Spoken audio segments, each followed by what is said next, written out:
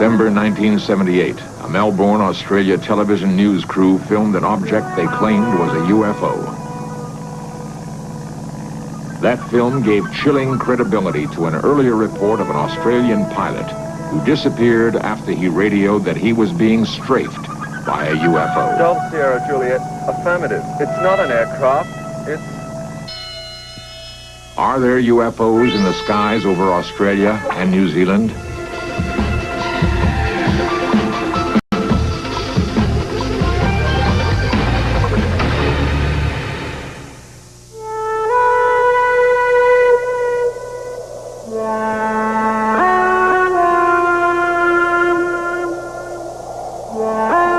In the last 30 years, there have been more than 110,000 recorded UFO sightings. Researchers estimate that that number reflects only a tenth of those actually seen. Eyewitnesses claim that in nearly all cases, the UFOs have a saucer-like shape.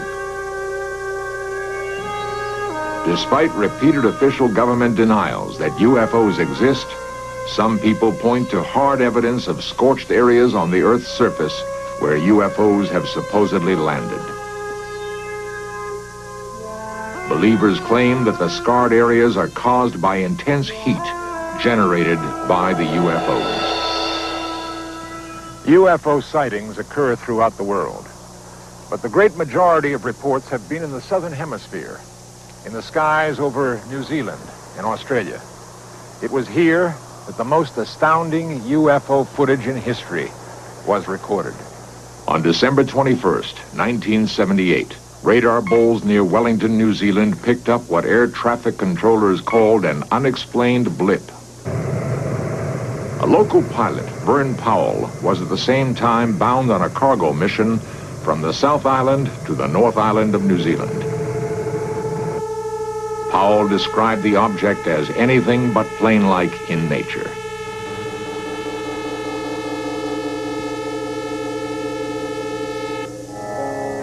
What was it that Captain Powell, a 35-year flying veteran, saw in that December night sky?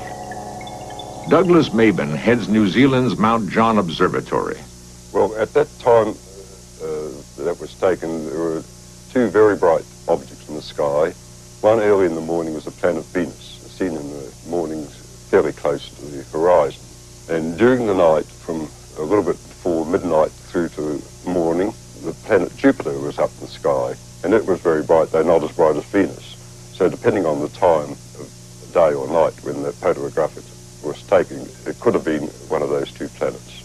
People have been able to give us a fair enough description of the time and the position in the sky. They see these things, we're able to work it out, and every report I've had, we've had that sort of description, we've been able to identify it.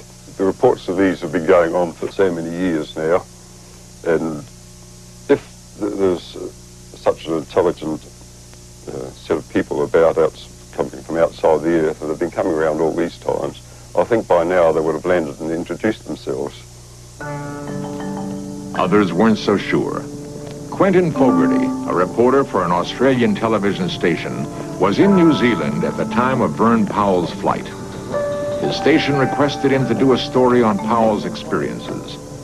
Together with David Crockett, a New Zealand cameraman, Fogarty decided to retrace the flight path of Captain Powell. In Search Of has recreated what happened to Fogarty on that fateful flight.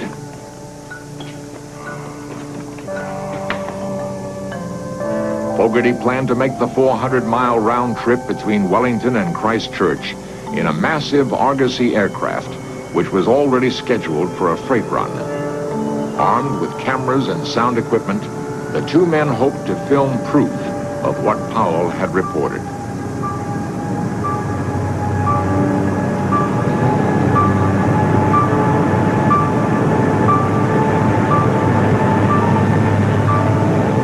Fogarty realized that the chances of seeing what Powell saw 10 days earlier were remote, but he still had strange feelings about the flight.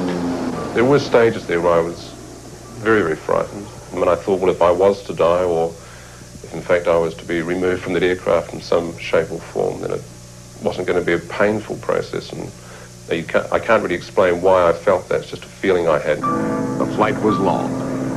Captain Bill Startup warily scanned the night sky. Fogarty and cameraman Crockett waited in the hold. Testing, 1, 2, 3. Just checking the intercom.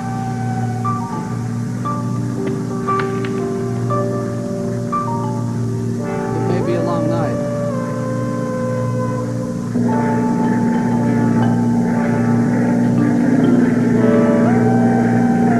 Suddenly, Captain Startup spotted the object and called to Fogarty. Quick, off to starboard. The object seemed to be hovering around the aircraft. Do you see it?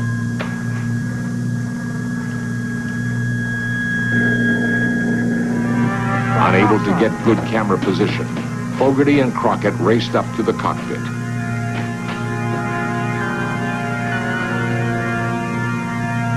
This is the film they shot. And by the time David and myself got onto the flight deck, I could see two bright lights, and in retrospect it now appears that this object was quite low, and in fact was reflecting on the water. We just kept looking at this one bright object that looked like a very bright star outside our starboard window.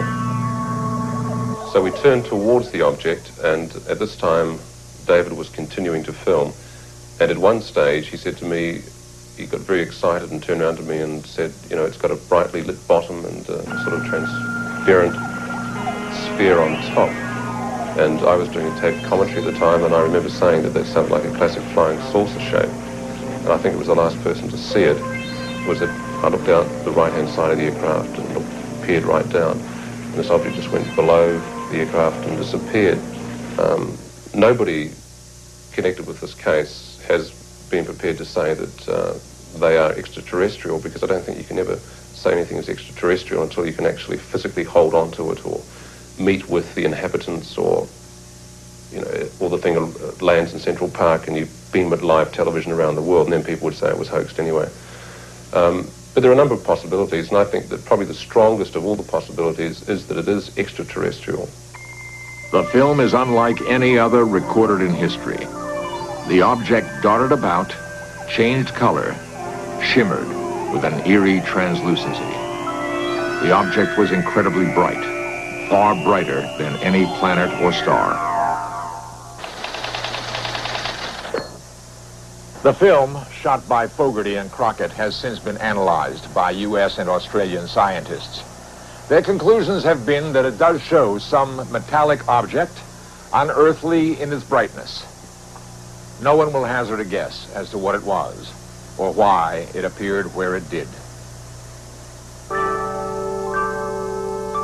By plotting where UFOs have reportedly appeared, a complicated grid system was devised by a man who has become the dean of UFO researchers. Bruce Cathie, a commercial pilot for more than 40 years, believes that his system, controlled by the elements of light, energy, and matter, validates the presence of UFOs. Square one. I only found the system by actually studying UFOs, or the movement of UFOs. And it was after I found out UFOs have to use that system or tune into that system if they're going to move from point to point in space. The UFO shots were taken in New Zealand around last Christmas. Everything points to the fact that they were definitely, it was hardware in the sky. And the main reason I say this is the fact that it's not the first time.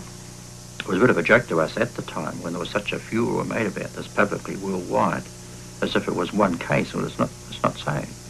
There's been many, many cases similar to this in New Zealand and in the same area. There's been material tracked around the Cook Strait area and up around that area on many occasions by radar in Wellington. And on many occasions, even in daylight, there's been an object seen in the sky by crews in an aircraft, and that's also been sighted on radar. And in one of those particular cases, the radar crew asked the crew of the aircraft to vector themselves onto this object so that they could get a closer look at it. The crew were watching this from a distance, and they refused. And that object was in that area for so long that even on the second trip back from Wellington across the Straits again, it was still there. The crew saw it a second time. But that was a broad daylight case. So in nowhere could they say there was lights at night being reflected, or a Venus or anything like this. This is, but as I say, there have been many cases like this. and particularly in that area. This UFO film shot over New Zealand might bear a strange relationship to an event which occurred 3 months earlier. In Search Of examines that event next.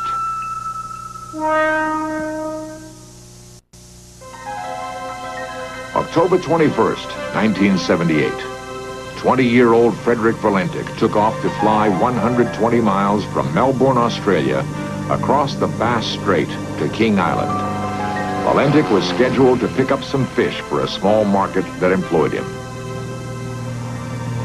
Despite his youth, he was experienced enough to be a flight instructor, and Frederick Valentich had flown this route many times before.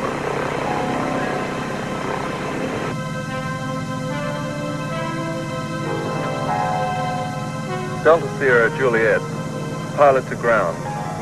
Is there any known aircraft in my vicinity below 5,000 feet? Delta Sierra Juliet. Negative, no known traffic. Delta Sierra Juliet. There seems to be a large aircraft below 5,000 feet. Delta Sierra Juliet. What type of aircraft? I cannot confirm, but it's 4 bright lights that appear to be landing lights. Unknown aircraft has just passed over me, about 1,000 feet. Is large aircraft confirmed? Delta Sierra Juliet, affirmative at the speed it's traveling. Are there any RAAF aircraft in the vicinity? Negative. Confirm you can't identify aircraft. Affirmative. Delta Sierra Juliet, Melbourne. It's approaching from due east of me. It seems to be playing some sort of game, flying at a speed I can't estimate. Stephen Roby, air traffic controller on duty then, explains the reported UFO's movement. Times and coming from various directions. And then he started orbiting, and the aircraft was orbiting above him. And on several occasions he sort of stated that towards the end it wasn't an aircraft, and he described it as having a sort of a green light on it, and also it appeared to be a sort of a silver metallic colour. Delta Sierra Juliet. What is your altitude? Delta Sierra Juliet, 4,500 feet. Delta Sierra Juliet. Confirm you can't identify aircraft. Affirmative. It's not an aircraft, it's... Guido Valentich is Frederick's father. Night. He's supposed to join us with friends where we went for some movie, family movie projection. And that night he never turned up, he didn't ring up. Normally he's always, when he go for a trip, when he return at the airport, he normally would have called us, you know, I'll be home after an hour or so. But that night, it was quite strange, you know. We didn't know anything about it. We got home about 11 o'clock and he wasn't home. My wife then started to worry about it.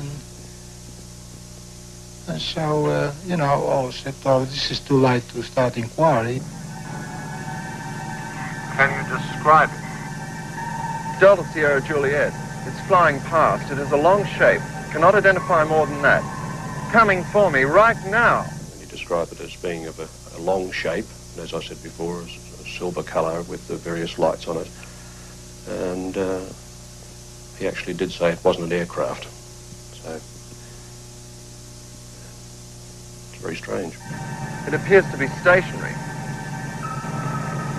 I'm orbiting. The thing, it's orbiting on top of me. It has a green light and a sort of metallic light on the outside.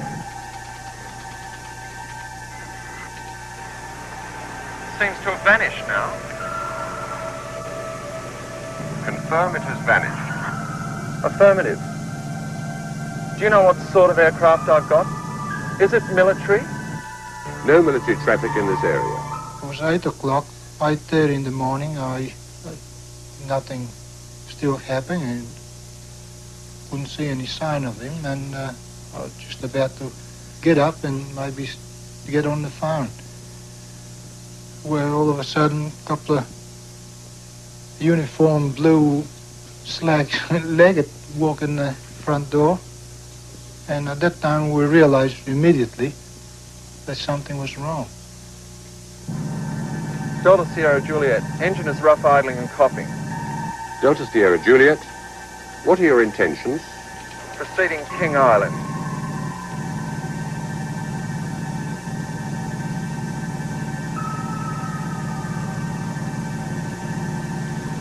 Delta Sierra Juliet, unknown aircraft now hovering on top of me. Finally, we lost contact with him in a very strange way. The communications he was putting out seemed to break. People describe it as a sort of a metallic sound, the last transmission that was sent from Delta Sierra Juliet. Delta Sierra Juliet, acknowledge. Do you read me?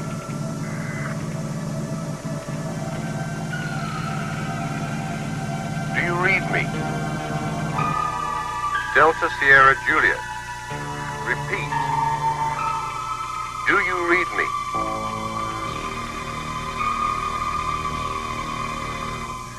Despite an extensive 4-day search, which included using a sophisticated Orion aircraft capable of detecting any sort of debris at great ocean depths, not a single scrap of wreckage was ever found. No hard evidence ever turned up that would explain the disappearance of Frederick Valentich.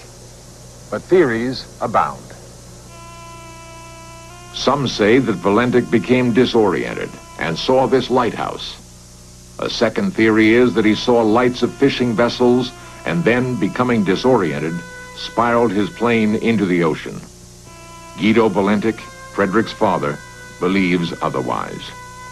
Well, after Frederick reported this UFO incident, I inclined to think that it could be some intelligent life in the outer space, despite all the officials are trying to suppress this, or really makes me very confused, because knowing Frederick what he radiated and knowing my son wouldn't make himself so ridiculous in stating things like that. So I'm inclined to believe that really must be something in the space that the general population may not aware to be.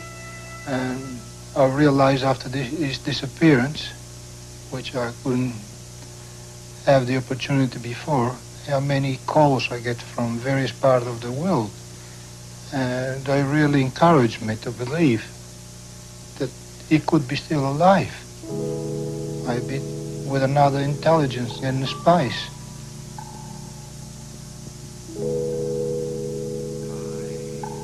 One of the most bizarre attempts to prove Valentich still lives is conducted by New Zealand psychic Colin Amory. He claims that through the power of a seance, he can contact Valentich and speak in his voice. The people I spoke of before, I know that my family are very sad, but it is not necessary. Death is something that is quite painless and is not difficult to bear. Valentich's plane and the supposed UFO were beyond the reach of radar, thus making it impossible to confirm his report. And the taped conversation between Valentich and the air traffic controller has never been released. The Australian Civil Aviation Department has refused all requests to hear that tape. The department will not give any reason for its refusal.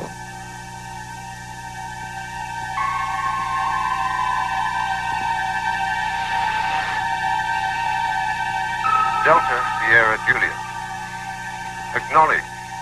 Do you read me?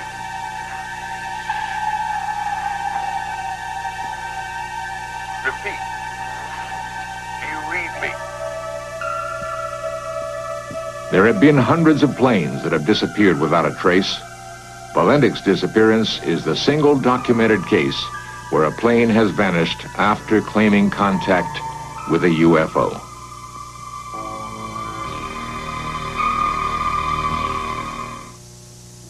For years, In Search of cameras have found and recorded the reports of individuals claiming to have seen UFOs. And there was this weird object, funny noises, and it was really bright. When I first saw it, I was standing approximately right here, but I couldn't get too good of a view of it because the brush and the trees were in the way. I don't know how many people saw it and told us the next day that they saw this thing up in the sky. In the sky. I noticed up by the blue shed over there that there was something in the sky. It was definitely right there.